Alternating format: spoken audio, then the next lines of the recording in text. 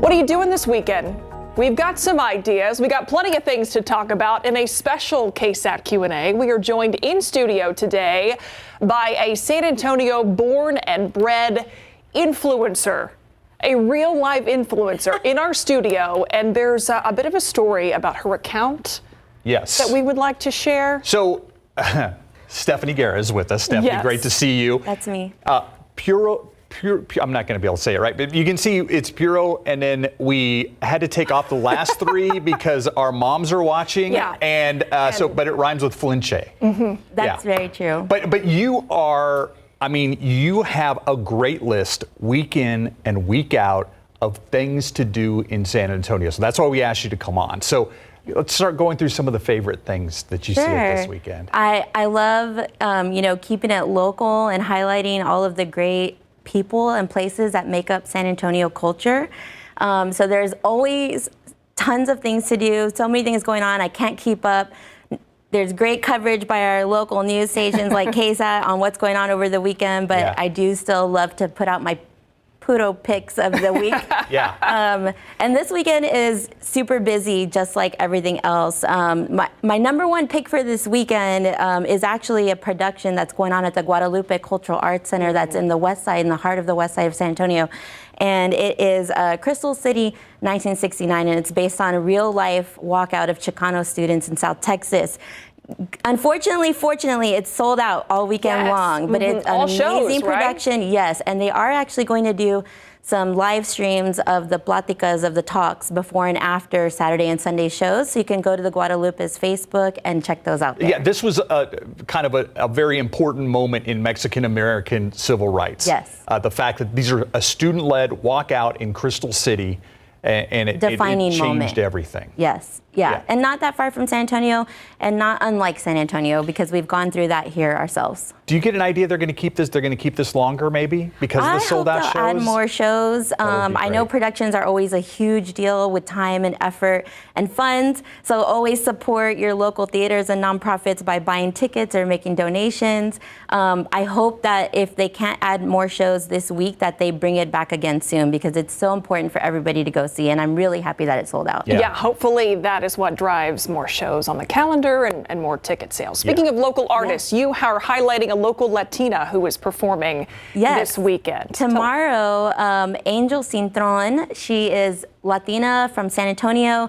She's been on national tours. Her music is on all of your favorite listening apps. She has a show at Paper Tiger tomorrow, and she's a great musician. You know, she is young, but she has made a name for herself. And I think the really great thing is this is a hometown show, so she needs the support from San Antonio.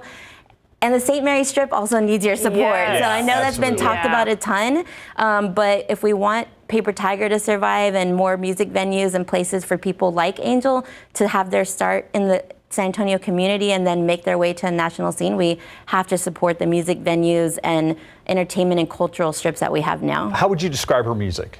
Oh, I'm really bad at this. I honestly, I don't know. I don't want to say that she's pop music, but there's all kinds of genres that go into that. Kind of like poppy rock kind of thing? Not rock. I don't know what the kids say these days. Yeah, I know. There's so many different. It's not in the rock categories. Okay.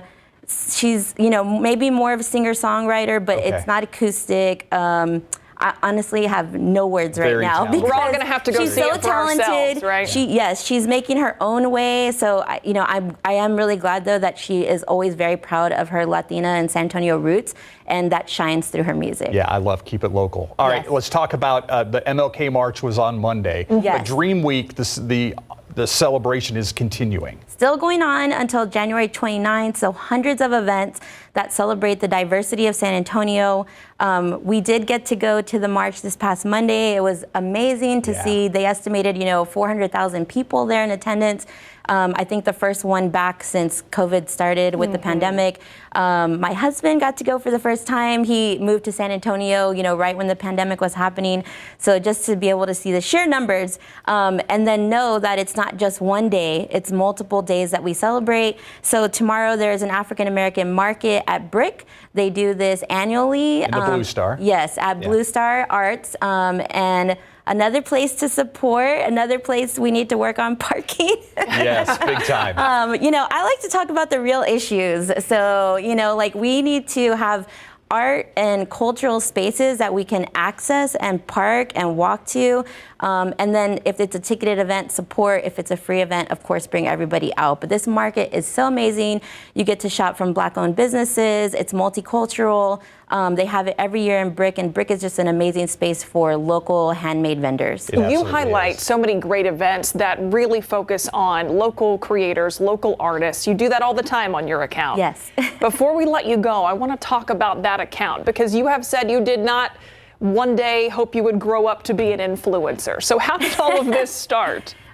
So my personal brand is going to be 13 years old this year. Wow. And I started in 2010, a little bit before, under my own name, under Stephanie Guerra, because I'm born and raised in San Antonio. I have a great love for all things local. A lot of my friends are artists, musicians, creators. They work in the service industry. They're entrepreneurs, and they're entrepreneurs of color. And it's also, so important that we support our local artisans and business owners, small business owners, and not only our beloved Spurs and Fiesta and all of the mainstream items, but we do need to get to the underground and show the people that really are behind the scenes of building San Antonio and making it what it's worth, because San Antonio has always been a hardworking DIY cultural community, and we want to continue to spotlight those people. And I always knew that maybe they didn't have advertising dollars or marketing wherewithal, and I was just getting my start then. I did local PR internships, was learning social media. We used to go to Bumper, the business media and PR luncheons, to learn from each other and experts in the community to see how we could grow and help each other's businesses grow. So I've been doing it for a really long time. And I hope I can keep up with it for a lot longer. I'm not as young as I used to be, but I still love to go and experience everything. And I've made it a point to go experience things firsthand, so I really could talk from the heart when it comes up to promoting people. And like things like the Angel Cintron concert. I mean, that's kind of why we wanted to have you on here, not talk about, like you said, the Spurs. They're amazing concerts in the big venues, and we love going to them. We just went to a Broadway show last week at the Majestic. We go to concerts at the Tobin. We went to the Spurs 50th and the Dome. Always something to do. But they have publicity. Yes, they do. So they have agencies, they have marketing teams, they have some funding. It's still great that we support them with our dollars, but we also need to do the same for the local community. And thank you, Stephanie, for being here to help us do that. And I know we're wrapping up. I just want to say that this weekend is Lunar New Year. That's right. Besides, Dream Week and all the Latino events, we celebrate our great AAPI culture in San Antonio. Jefferson Bodega is having a great event, and one of my favorite restaurants, Best Quality Daughter, is doing a dinner too. So thank you for having me on here. Stephanie, I'm so excited. Thank you for being here. We worked very hard not to slip up and say the account, but you can find it for yourself. 25,000 followers. Thank you. Congrats to you. Thanks for being here. Thanks for keeping it Buddha. Come back. Yes. Will you? Okay. Good. All right. Have a great weekend. We'll be right back.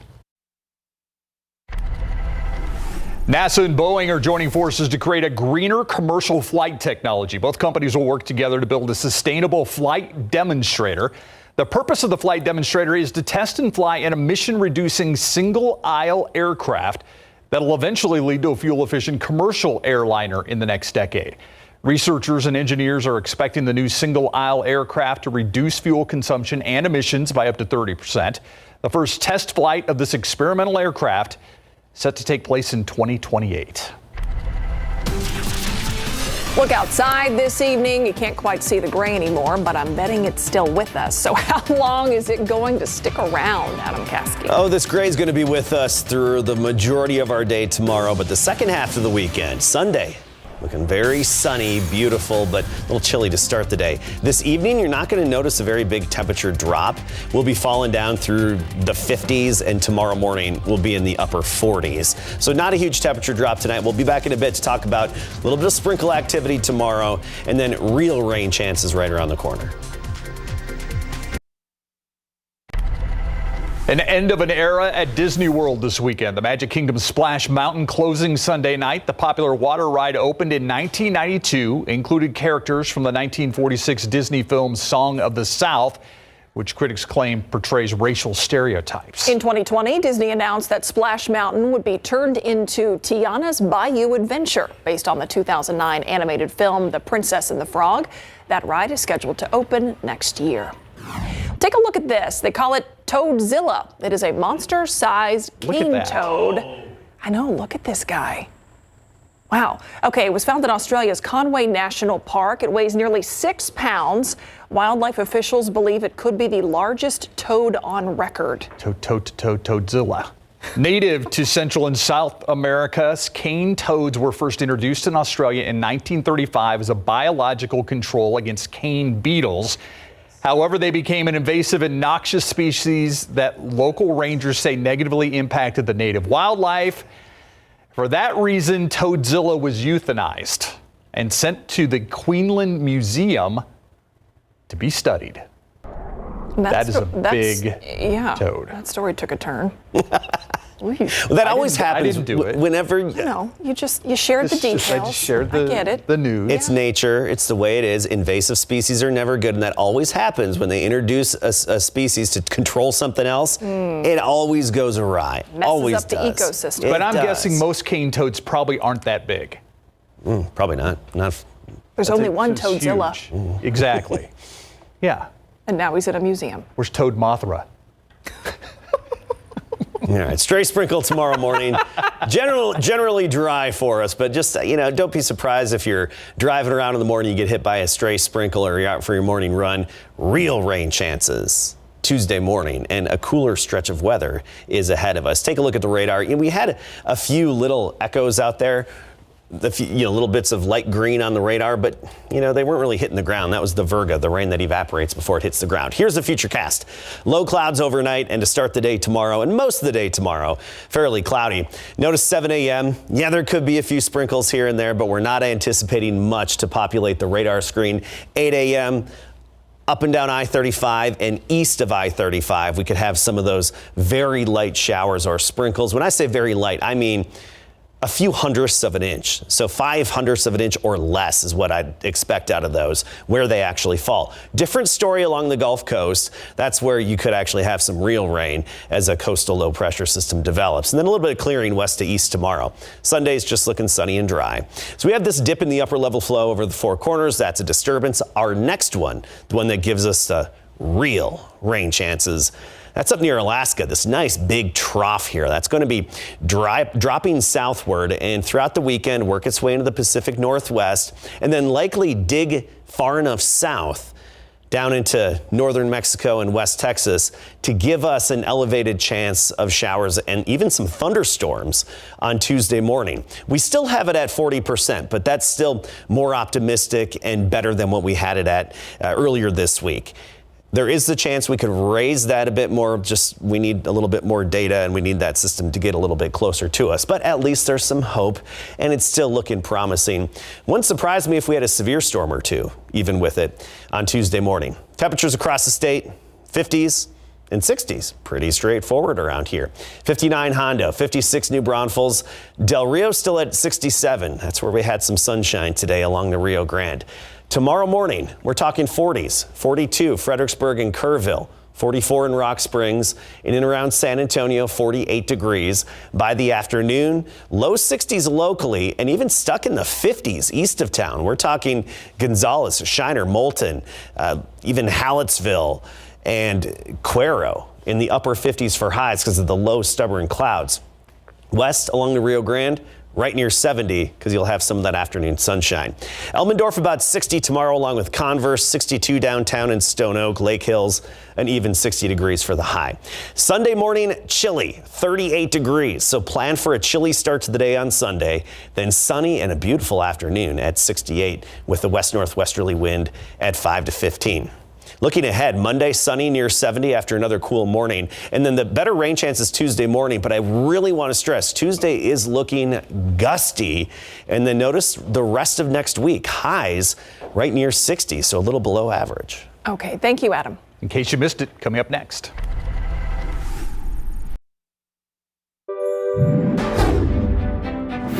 It is Friday. It is January 20th. Amid an epidemic of overdoses, many believe it will save lives, and new funding will keep it in reach of Bexar County deputies. Narcan is a medication that rapidly reverses opioid overdoses when given to someone quickly. With today's funding, BCSO deputies can continue to have Narcan on hand. So it's come to the point where wherever you find Bexar County deputies, you will absolutely find Narcan not too far away.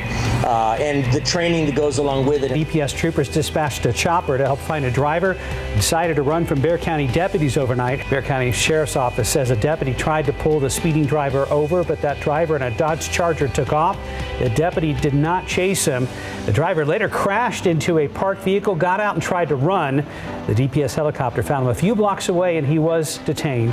BCSO says the man appeared to be intoxicated. Word is out that a hacker got the personal information of 37 million T-Mobile customers. The company revealed that breach in a regulatory filing on Thursday, but the breach actually happened back in November. T-Mobile says the bad actor took data that included users' names, addresses, emails, phone numbers, and dates of birth. That said, no social security numbers, credit card information, PIN numbers, or passwords were exposed. Taco Bell is bringing back its crispy chicken wings, maybe just in time for the Super Bowl, I'm guessing. The bone-in wings coated in a queso seasoning will be on the menu for a limited time only. So the 8 wings here will cost you about $7. Now you need to check the Taco Bell app to find out which locations actually sell these wings.